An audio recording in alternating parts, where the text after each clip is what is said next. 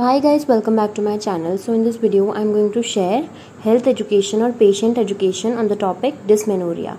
So as you all know, dysmenorrhea medical surgical nursing का topic है. It can also be the topic of community health nursing. अगर आप community में health education दे रहे हैं तो आज हम बात करेंगे medical surgical nursing में. So अगर आप medical surgical nursing का health education दे रहे हैं तो obviously आप उसको clinical setting में देंगे.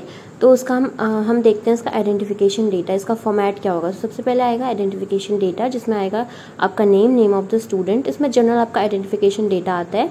सब्जेक्ट क्या है आपका, topic, duration, date, time, place, name of the supervisor या आपका जो भी टीचर आपके साथ आया है, method of teaching, verbal, non verbal, AV aids आपने क्या क्या यूज़ करें, like I use chart, banner, flash card, medicinal pot, pamphlet and chain chart. So previous knowledge about topic. So आपको चेक करना है कि उनकी प्रीवियस नॉलेज कितनी है इस टॉपिक के बारे में.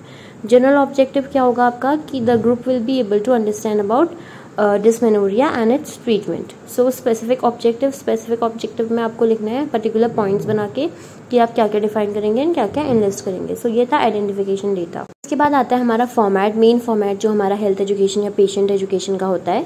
तो सबसे पहले आएगा serial number, then time, then specific objective, then content, teaching learning activity, AV aids and evaluation.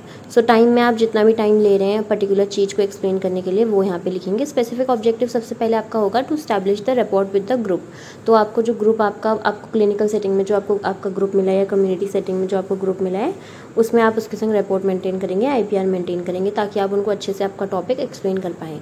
So content में यहाँ पे आएगा सेल्फ इंट्रोडक्शन, आपका नेम, आपका जो BSc nursing year, second year और थर्ड ईयर, कॉलेज का name, and then you will write that I would like to present my health education या health talk on the topic dysmenorrhea. So आप उनको बताएंगे, generally आप उनको बताएंगे कि डिस्मेनोरिया कॉमन टर्म्स में, अगर आप वहाँ पे गायनी वार्ड में दे रहे हैं तो ऑब्वियसली वहाँ पे सारी लेडीज़ प्रेजेंट होंगी तो आपको उनको जनरल टर्म्स में बताना है डिस्मेनोरिया क्या होता है. देन टीचिंग लर्निंग एक्टिविटी में students teacher introduces herself.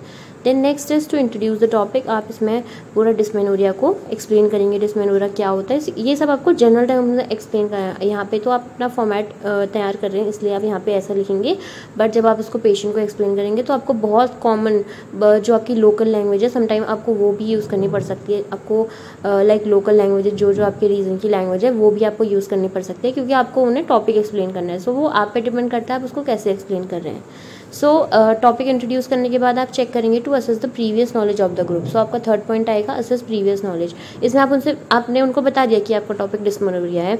Dysmenorrhoea क्या होता है, मासिक धर्म के दौरान जो दर्द होता है उसको डिस्मेनोरिया बोलते हैं. ये इस तरीके से आपको कॉमन लैंग्वेज में एक्सप्लेन करना है. तो उसके बाद आप पूछेंगे कि डिस्मेनोरिया क्या होता है, आप उससे क्या समझते हैं. सो उससे आपको पता लगेगा कि आपके ग्रुप को कितनी नॉलेज है. उसके बाद आएगा टू डिफाइन डिस्मेनोरिया. अब आपने उनकी प्रीवियस नॉलेज एसेस कर ली है, उसके बाद आप उन्हें बताएंगे प्रॉपर लैंग्वेज में कि डिस्मेनोरिया क्या होता है. उसके बाद आपने डिस्मेनोरिया बता दिया कि डिस्मेनोरिया डिस्कम्फर्ट होता है पीरियड्स के दौरान. अगर थोड़ा वहाँ पे एडल्ट लड़कियाँ या टीनेज गर्ल्स है तो आप उनको बता सकते हैं पीरियड्स क्रैम्प जनरल टर्म्स में. उसके बाद फिफ्थ पॉइंट आएगा to define and analyse the types of dysmenorrhoea. So ये बेसिकली हमें फॉर्मेट में लिखना होता है टाइप्स ऑफ डिस्मेनोरिया. सो आप वहाँ पे एक्सप्लेन भी कर सकते हैं जनरल टर्म में कि दो टाइप के डिस्मेनोरिया होते हैं. एक होता है प्राइमरी एंड एक होता है सेकेंडरी. जो प्राइमरी होता है यूजुअली लाइफ लॉन्ग होता है. It causes severe and frequent menstrual cramping from severe and abnormal uterine contraction. So teaching learning activity में आएगा student teacher teachers about the types of dysmenorrhoea. So evaluation में आप जो चीज़ explain कर रहे हैं सेम वही आएगा. लाइक अगर आपने इंट्रोडक्शन कराया डिस्मेनोरिया का सो आप पूछेंगे व्हाट इज डिस्मेनोरिया. सो यहाँ पे टाइप्स ऑफ डिस्मेनोरिया के इवैल्यूएशन में आएगा what are the types of dysmenorrhoea. So second था सेकेंडरी डिस्मेनोरिया. इसमें आएगा this is due to some physical cause. It usually start later in the life and pain remain throughout menstruation. So sixth point आएगा to explain about the cause of diseases. So cause of disease मतलब dysmenorrhoea जो हो रहा है ये एक तरीके का डिजीज़, तो इसको हम डिजीज़ का नाम नहीं देंगे बेसिकली, बट जो भी आपकी कंडीशन है इसका कॉज क्या है. It happen when a chemical called prostaglandin make the uterus contract. If the uterus contract too strongly, it can press against nearby blood vessel, cutting off the supply of the oxygen to muscle. आपको उनको पूरा इतना detail में explain नहीं करना है. Generally आपको उनको बताना है कि जब ऑक्सीजन की कमी हो जाती है क्रैम्पिंग की वजह से तो उस वजह से जो हमारा पेन है वो स्टार्ट होता है. So same teaching learning activity same रहेगी.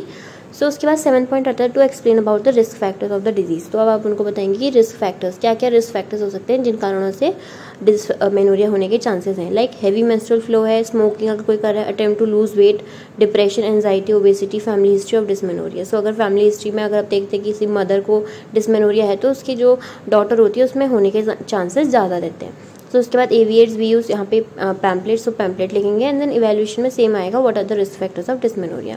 नेक्स्ट है to explain about the pathophysiology of dysmenorrhea. Usually pathophysiology हम बहुत कम एक्सप्लेन करते हैं वहाँ पे, क्योंकि जो हमारी ऑडियंस होती है उन्हें हमें इतना एक्सप्लेन नहीं करना है पैथोफिजियोलॉजी या फिर कुछ भी उसके डिटेल्ड एक्सप्लेनेशन नहीं देना है। जनरली हमें उन्हें एक ब्रीफ आइडिया देना होता है। सो पैथोफिजियोलॉजी हम अपने सिर्फ उसमें अपनी जो फॉर्मेट है उसमें इंट्रोड्यूस करते हैं। तो पैथोफिजियोलॉजी जो आप चाहें तो उसको एक फ्लो चार्ट के फॉर्म में भी लिख सकते हैं, अदरवाइज आप इसको एक पैराग्राफ में भी लिख सकते हैं। एंड देन एवीएट्स में हमने यहाँ पे यूज़ किया था फ्लिप चार्ट। नेक्स्ट आता है to analyse the sign and symptoms of disease. तो ये बहुत इंपॉर्टेंट है, साइन एंड सिम्टम बताना is the most important thing. इसमें हम बताएंगे कि डिस्मेनोरिया में cramping in the lower abdomen होता है, फटीग, हेडेक होता है, इरिटेबिलिटी पेशेंट को देखने को मिल सकती है, nausea, lower back pain, diarrhoea. Sometimes some patient में इवन देखने को मिला है कि कॉन्स्टिपेशन भी देखने को मिल सकता है। सो एवीएट्स में हमें चेन चार्ट यूज़ किया है। सो इवैल्यूएट कैसे करेंगे आप वहाँ पे को what are the sign and symptoms of dysmenorrhea. Next is to discuss about the treatment of dysmenorrhea. अब आपने बता दिया है कि साइन एंड सिम्टम्स क्या है, कॉजेज क्या है, अब बताएंगे कि ट्रीटमेंट क्या है। ट्रीटमेंट इसका है वार्म शावर लेना है, रिलैक्स करना है, हीटिंग पैड आप यूज़ कर सकते हैं, pain medication but only prescribed by the physician और गायनेकोलॉजिस्ट, हेल्दी फूड लेना है, एक्सरसाइज एंड वॉक ज़रूर करनी। Even some patient think that हमें पीरियड जब डिस्मेनोरिया होता है, मेंस्ट्रुअल साइकिल जब होती है, हमें रेस्ट करना है, नहीं, हमें उस दौरान भी एक्सरसाइज एंड वॉक करनी है। So AV aids we use here banners. Next आता है to describe about the prevention of dysmenorrhea. Starting with the prevention, do not eat any type of spicy food, avoid cold and try to keep your body at a warm temperature. Warm temperature पे रहना है, cold area में नहीं जाना है, कम जाना है, spicy food नहीं खाना है। डू नॉट स्मोक और टेक एल्कोहल ड्यूरिंग मेंसेस। हमें अगर कोई ये लेडी है जो स्मोकिंग एंड ड्रिंक करती है तो उसमें उसे अवॉइड करना है। अवॉइड अननेसेसरी स्ट्रेस को अवॉइड करना है। Next is to describe about the home remedies of dysmenorrhea. This is the most important thing जो आपने हेल्थ टॉक में यहाँ पे देंगे। सो ये है कि आप होम रेमेडीज़ क्या क्या कर सकते हैं। सो यूजुअली विलेज पीपल जो होते हैं वो डॉक्टर के पास नहीं जा पाते हैं, तो उनको आप बताएंगे कि raw papaya, dark chocolate, mint, ginger water and herbal tea यहाँ पे आप ले सकते हैं। सो यहाँ पे मैंने मेडिसिनल पॉट के थ्रू अपना जो होम रेमेडीज़ है वो एक्सप्लेन किया था।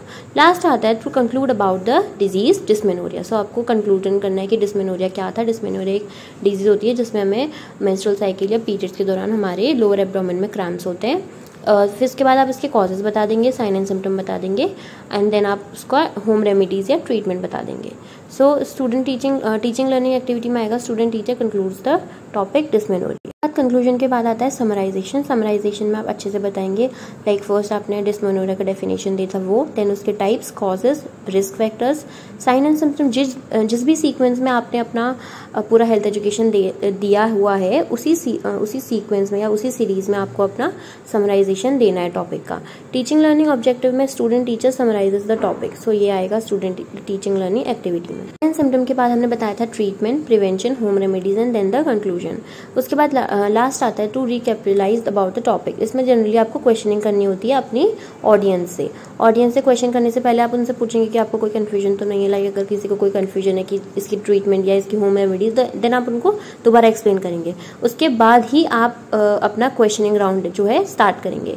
उसके बाद आप जनरल क्वेश्चन पूछेंगे, लाइक व्हाट इज डिस्मेनोरिया, क्या होता है, what are the risk factor. तो आप देखेंगे कि उनकी प्रीवियस नॉलेज और उनकी बात पोस्ट जो नॉलेज है उनकी वो इनहेंस हुई है या नहीं हुई है, जो आपकी हेल्थ टॉक थी वो इफेक्टिव थी या नहीं। सो जनरली आपको 3 to 4 क्वेश्चन वहाँ पे करने होते हैं और इसी बेसिस पे आपका एग्जामिनर आपको इवेल्युएट करता है। सो लास्ट में आता है बिब्लियोग्राफी। मिनिमम आपको 3 बिब्लियोग्राफी लिखनी होती है कि आपने जो अपना कंटेंट है वो कहाँ से लिया है। So that is it for today's video. If you like this video, then like, share and subscribe to my channel for more such amazing videos. I'll be providing you with all such amazing health education case studies and case presentation in future. Thanks for watching.